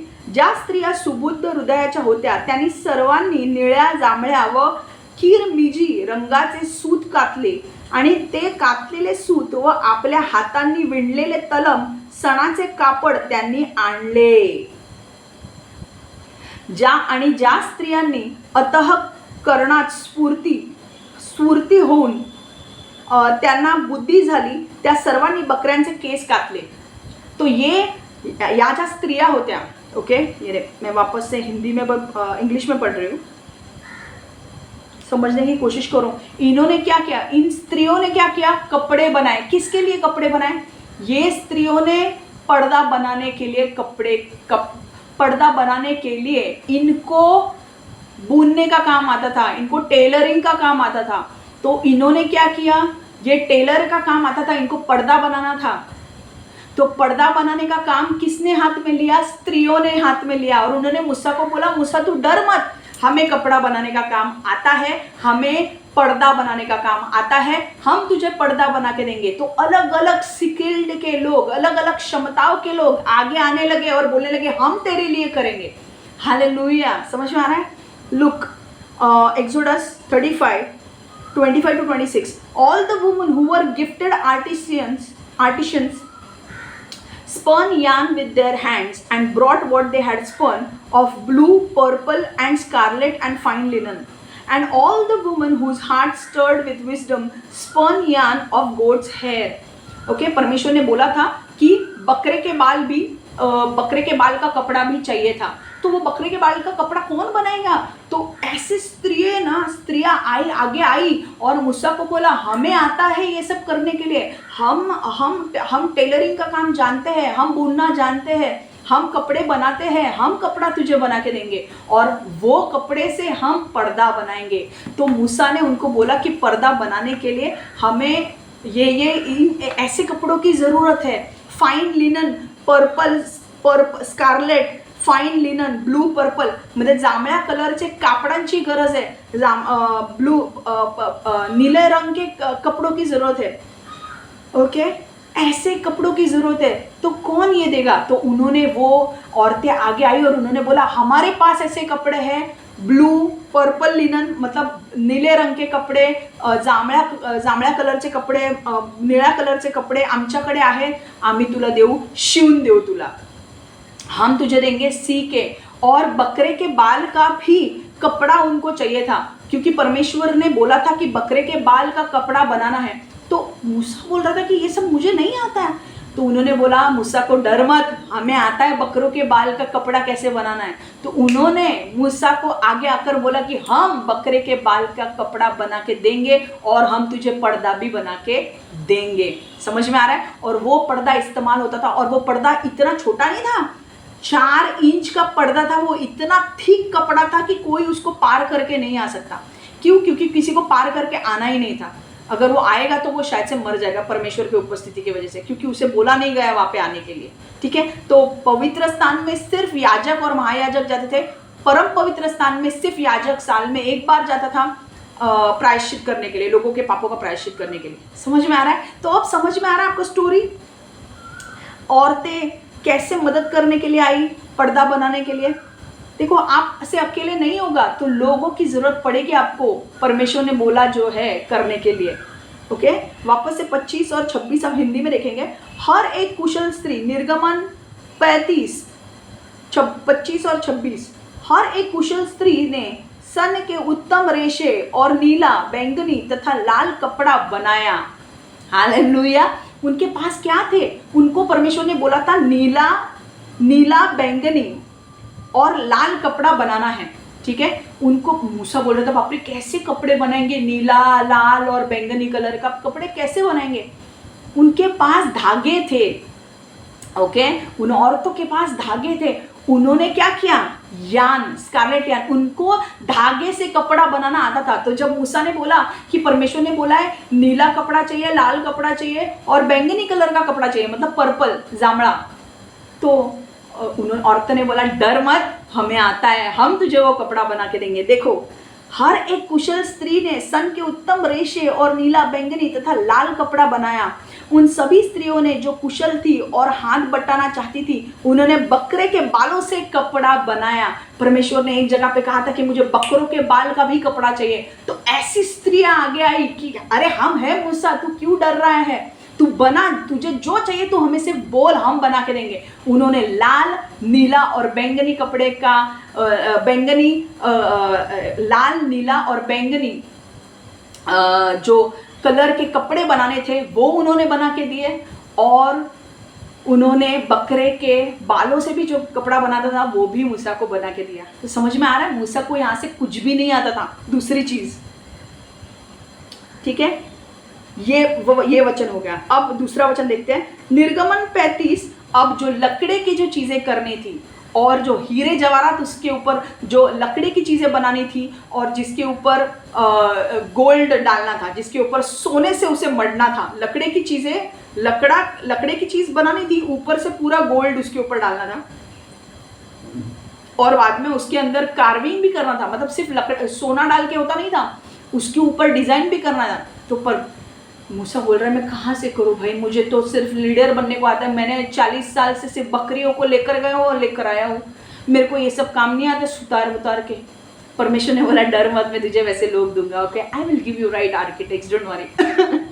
ठीक है, तो एक्सोडस, निर्गमन 35, 30 से 35 हम पढ़ेंगे।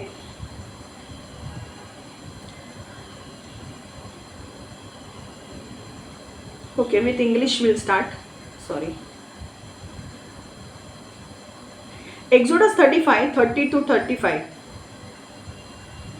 And Moses said to the children of Israel, see, the Lord has called by name Bezalel, the son of Uri, the son of Hur, of the tribe of Judah, and he has filled him with the Spirit of God, in wisdom and understanding, in knowledge and all the manner of workmanship. Okay? To design artistic works, to work in gold, silver and bronze, in cutting jewels, for setting in carving wood, and to work in all manner of artistic workmanship. तो ये कौन था? Bezalel था। Bezalel को क्या काम आता था? लकड़े के काम आते थे। ठीक है,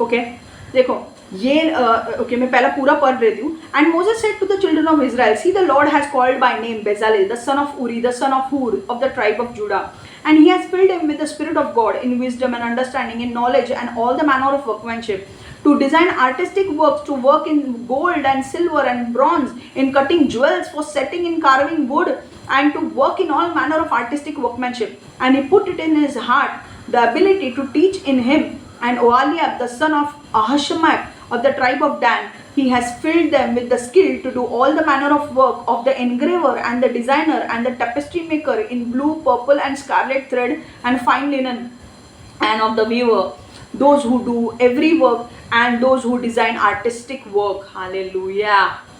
मैं आपको बता रही हूँ कि इसका मतलब क्या है.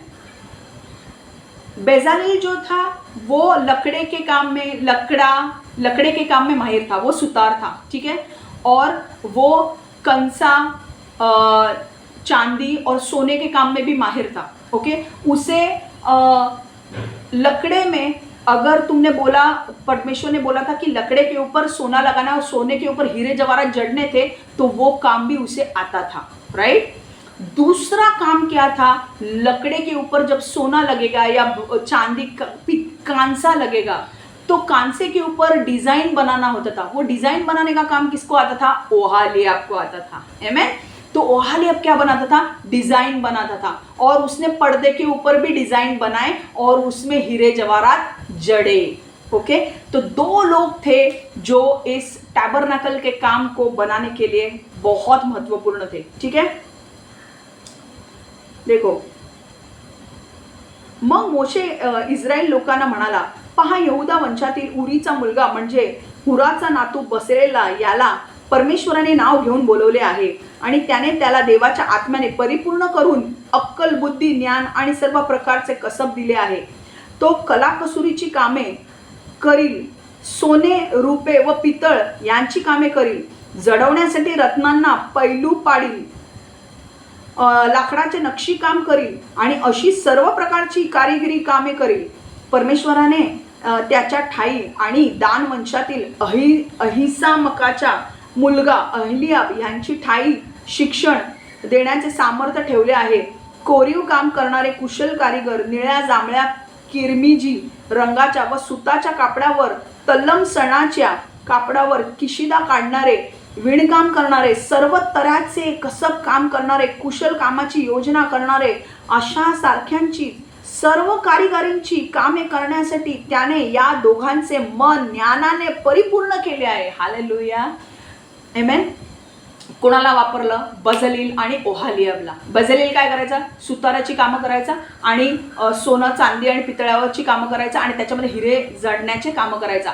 ओहालियाब काय करायचा? त्या सोन्या, चांदीच्या, पितळ्याच्या जे केलेलं असायचं कवरिंग, त्याच्यावर नक्षी काम करायचा. कर्टन्सवर, पडद्यावर नक्षी काम करून त्या पडद्यांवर हिरे जडायचं काम कोण करायचा? ओहालियाब करायचा. आणि ह्या दोघांनी मिळून त्यांच्या खाली बरेच लोकांना ठेवलेलं आणि त्यांना लोकांना ट्रेन करत होता ते की हे कामं करायला. ठीक आहे, ते दोघंच नव्हते, त्यांच्या खाली बरीच लोक होती, ती पण लोक त्यांना मदत करत होती हे बनवायला. ठीक है, अब हम हिंदी में पढ़ते हैं फाइनल. निर्गमन 30 से 35. तब मूसा ने इज़राइल के लोगों से कहा, देखो, यहोवा ने बसलेल को चुना है, जो ऊरी का पुत्र और यहूदा के परिवार समूह का है. ऊरी हूर का पुत्र था. यहोवा ने बसलेल को परमेश्वर की शक्ति से भर दिया, अर्थात बसलेल को हर प्रकार का काम करने की विशेष निपुणता और जानकारी दी. वह सोने, चांदी और कंसे की चीजें का आलेखन करके उन्हें बना सकता है.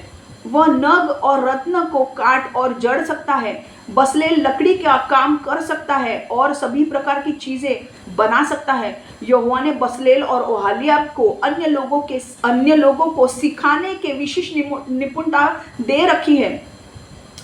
तो बसलेल और ओहालियाब सिर्फ वो दोनों काम नहीं कर रहे थे, उन्होंने दूसरे लोगों को भी सिखाने का काम वो करते थे. उनके अंदर इतना नॉलेज, इतना अंदर विजडम था कि वो दूसरों को भी सिखाते थे.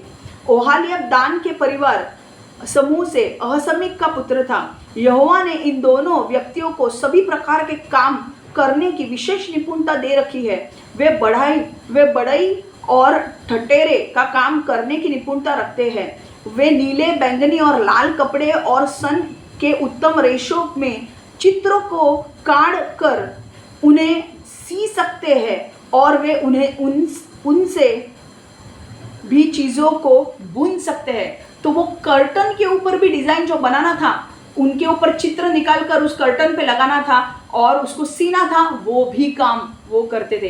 तो बजलेल जो था वो सुतार का काम भी करता था, चांदी सोना कंसे में काम करता था। ओहालियब जो था वो डिज़ाइनर था, वो डिज़ाइन कर सकता था और कपड़ों और डिज़ाइन बना के वो पर्दों के ऊपर भी उसे बुन सकता था। हालेलुया, दोनों को विजडम दिया गया था। यहाँ से हमें समझ में क्या आता है कि जब परमेश्वर तुम्हें कोई दर्शन देता है, परमेश्वर उस दर्शन को पूरा करने के लिए तुम्हें लोग भी देगा। मूसा को इतना बड़ा दर्शन दिया था कि उसे टैबरनेकल बनाना था, मिलाप वाला तंबू बनाना था। और मैंने कहा तंबू बनाने के लिए कितना कुछ लगने वाला था, कितने सारे आइटम्स थे जिनको लकड़े से बनाना था, जिसके ऊपर गोल्ड डालना था, जिनके ऊपर हीरे जड़ने थे। तो मूसा को ये काम नहीं आता था, पर्दे बनाने का काम मूसा को नहीं आता था। तो पर्दे बनाने के लिए, बकरी के बालों से कपड़े बनाने के लिए उन औरतों को परमेश्वर ने लाया। हालेलुया। लकड़े के काम को बनाने, लकड़े के काम से सुतार काम करने के लिए बजलेल था, ओहालियब था। और उनके ऊपर सोना और चांदी या कंसा को ढकने के लिए ओहालियब और बेजलेल को चुना गया था। वो लोग हीरे जवाहरात भी जड़ते थे उसमें, और डिज़ाइन करने का काम कौन करता था? ओहालियब करता था। और सिर्फ इतना ही नहीं था कि उन दोनों को इतना नॉलेज दिया गया था कि वो दोनों अपने नीचे लोगों को रखते थे और उनको भी सिखा रहे थे वो तंबू का काम करने के लिए। ओके, तो यहाँ से हमें क्या सीखना है कि जब परमेश्वर आपको कोई भी काम देता है करने के लिए, तो आप अकेले नहीं कर सकते हो। आपको लोगों की ज़रूरत पड़ेगी, एक्सपर्ट्स की ज़रूरत पड़ेगी, आपको आर्किटेक्ट्स की ज़रूरत पड़ सकती है, आपको बिजनेस एक्सपर्ट्स जो है उनसे बात करने की ज़रूरत पड़ेगी, आपको लोगों की ज़रूरत पड़ेगी। तो आपको जो भी ज़रूरत पड़ेगी परमेश्वर उसे उपलब्ध करेगा। आपको सिर्फ क्या करना है? आपको एक स्टेप लेना है, डरना नहीं है। मूसा को क्या आता था? मूसा क्या सुतार नहीं था, मूसा एक नेता था, उसे वक्ता था, उसे बात करने भी नहीं आती थी एक्चुअली मैं बोलूँ तो, क्योंकि वो हकलाता था। आप बोलोगे क्या? यस, वो हकलाता था। वो एक्चुअली फ़ारो से बात करने नहीं जा रहा था, इसलिए उसने हारून को बुला कर लिया। यह कभी हम देखेंगे। But Musa used to stammer, okay. Musa को बात करने भी नहीं आती थी, इसलिए मूसा डरता था कि यार लोग मेरे ऊपर हंसेंगे, ओके। और इसीलिए हारून को बुलाया गया था, राइट। तो मूसा बोल रहा था कि परमेश्वर ने मुझे इतना बड़ा तंबू बनाने के लिए कहा है, मैं कैसे बनाऊं मिलाप वाला तंबू? मुझे तो ये कुछ नहीं आता। बट परमेश्वर ने उसे राइट लोग दिए। आपको भी परमेश्वर राइट लोग राइट टाइम पे देगा, जो आपके दर्शन को पूरा करेंगे। वो ऐसा काम करेंगे जो अपना दर्शन समझ के काम करेंगे। जैसे इन स्त्रियों ने लाल, नीला, बैंगनी कपड़े के रेशे से, ओके, यान से उसको बनाया। उनके पास धागे थे, उस धागे से ऐसे कपड़े बनाए, लाल, नीले, बैंगनी कलर के। उन औरतों ने जैसा अपना कंट्रीब्यूशन दिया, वैसे ही लोग तुम्हारे पास आएंगे, अपना कंट्रीब्यूशन देंगे। कुछ लोग पैसों से देंगे, कुछ लोग मदद के रूप में देंगे, कुछ लोग और कहीं से, कुछ लोग और चीज़ों में मदद करेंगे। तुम्हें नहीं पता किस चीज़ की मदद तुम्हें लगेगी, राइट। सो डरो मत, वो चीज़ होगी, ओके। तुम बोल रहे हो मुझे लैंड खरीदने के लिए पैसे नहीं रहेंगे, परमेश्वर उसके लिए भी लोगों को आपके लिए तैयार करेगा। All over the world people will be ready to provide help to you to make to prepare what God has told you to, okay। तो यहाँ पे बेजलेल और ओहालियब को दिया, उन औरतों को दिया, और इन सब ने मिलकर, बेजलेल और ओहालियब के नीचे भी लोग थे, उनको वो हेल्प कर रहे थे, उनको वो समझा रहे थे कैसे ऐसे करना है। एंड सब तीनों ने 10 लोगों की टीम होगी शायद से, 10 या 20 या 30 लोगों की, और मूसा पूरी निगरानी रख रहा था कि ये कर रहे हैं कि नहीं। और उन्होंने तंबू बनाया, मिलाप वाला तंबू बना। हालेलुया, आमेन।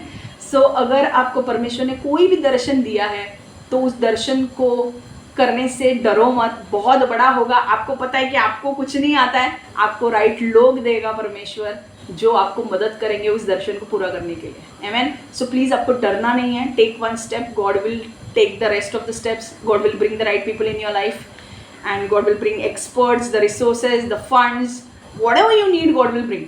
जो भी आपको चाहिए परमेश्वर लाएगा और परमेश्वर उस दर्शन को पूरा करेगा।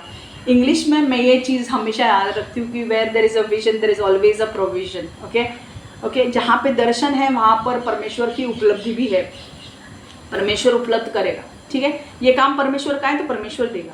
हालेलुया। जैसे परमेश्वर ने इन औरतों को दिया, मूसा को इन धागों से कपड़े बुनने का काम है, कपड़ा बनाने का काम, या लकड़ी के काम करने के लिए, कांसे के काम करने के लिए, कार्विंग करने के लिए ओहालियाब और बेजालिल को दिया। उनकी एक टीम अलग से थी।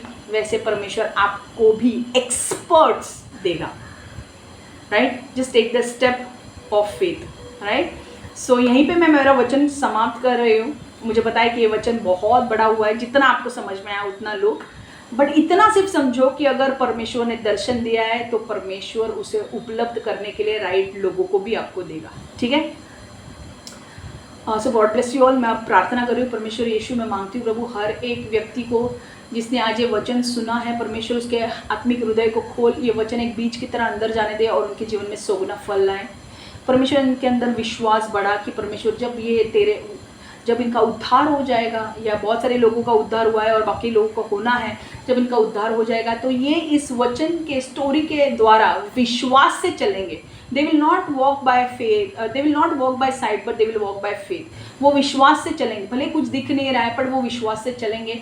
और ये वचन के द्वारा तू उनसे कह रहा है कि जैसे परमेश्वर ने मूसा को राइट लोग दिए, वैसे इनके जीवन में भी राइट लोग आएंगे, राइट लोगों को तू भेजेगा राइट टाइम पे उन चीज़ों को पूरा करने के लिए प्रभु। तो परमेश्वर मैं मांगती हूँ प्रभु, हर एक व्यक्ति जिसने भी ये वचन सुना है, परमेश्वर उसके अंदर का विश्वास बढ़ा, उसको ब्लेस कर, आशीर्वादित कर और उनके जीवन में भी फल लगने दे प्रभु। यीशु के नाम से मैं प्रार्थना करती हूँ, amen amen amen. God bless you all, take care.